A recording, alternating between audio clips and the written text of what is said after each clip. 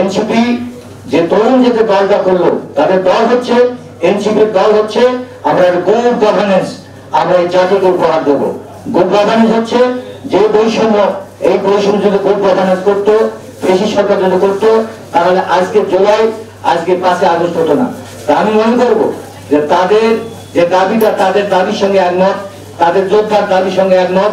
আমাদের প্রশাসনের জন্য সাধারণ মানুষ যাতে প্রতিটা দপ্তর তারা যেন ই সেবাটা পায়, এটাই হচ্ছে এনসিপি আপনাদের দাবি এবং এনসিপির বক্তব্য, এবং এই জন্য এনসিপি সৃষ্টি হচ্ছে। পরিশেষে যারা আত্মহত্যা করেছে, যারা জীবন দিয়েছে, তাদেরকে জীবন ফিরে দেওয়া সম্ভব না, তবে তাদের নাম ইতিহাসে তাদের লিপিবদ্ধ থাকবে।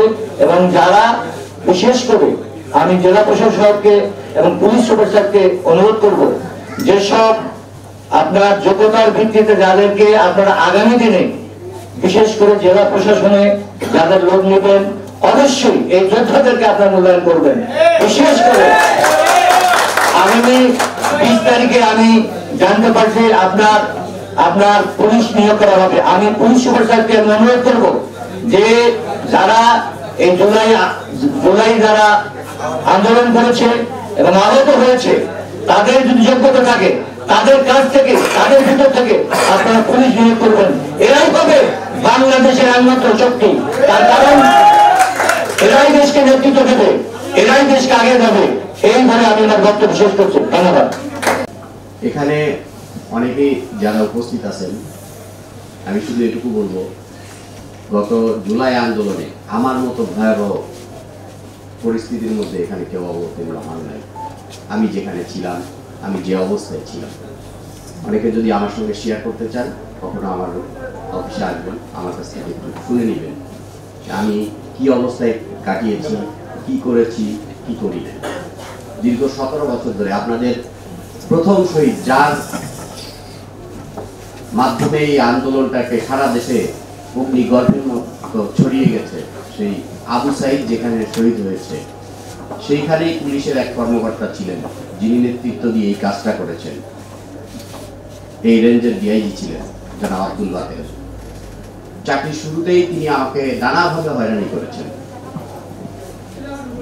আমার কোনো দলীয় পরিচয় না থাকার কারণে এবং তাদের দলীয় কিছু এজেন্ডা বাস্তবায়ন না করার কারণে আমি দীর্ঘ 17 বছর নানাভাবেই আমি চাকরিতে যখন জয়েন করেছি একই অবস্থানে ছিলাম। তো এরকম বহু স্মৃতি আছে, যাই হোক এটা অন্য বিষয়। জুলাইয়ের যারা যোদ্ধা আছেন তারা হয়তো আমার কাছ থেকে অনেক কিছু জানতে পারবে, যদি কখনো তাদের মনে হয় যে এই আন্দোলনে কিভাবে নির্ধারিত হয়েছে, কিভাবে এই গতিপথ চেঞ্জ হয়েছে, কোনভাবে পলিসি মেকিং হয়েছে। আমি তাদেরকেও দেখেছি এবং আমি এটুকু বলতে পারি যে তাদের সহযাত্রী হিসেবে আমিও একজন সদস্য ছিলাম। আমি আপনাদের বলছি যে হাতের 5টা আঙুল সমান না। আমার থানায় সবাই যে কাজ করবে এমন না, এর মধ্যেও তো অনেক কিছু আছে, থাকতেই পারে, সব জায়গায় আছে। আপনি শেখ হাসিনাকে বিতাড়িত করছেন, তার হয়তো 500, 600, 700 দোসরকে আপনি বিতাড়িত করছেন, বাকি সবাই কি রয়ে যায় এই দেশে? সবাই তো আছে, সব জায়গাতে আছে। আমার পুলিশে আছে, প্রশাসনে আছে, আর্মিতে আছে, সব জায়গাতে আছে, নাই এমন কোনো জায়গা নেই, সবাই সব জায়গাতেই বসে আছে। তারা কিন্তু সুযোগের অপেক্ষায় আছে। আমরা যেন এমন কোনো কর্ম না করি যেই সুযোগের অপেক্ষায় তারা আছে, সেই সুযোগে আবার পথ যেন পরিবর্তন না হয়।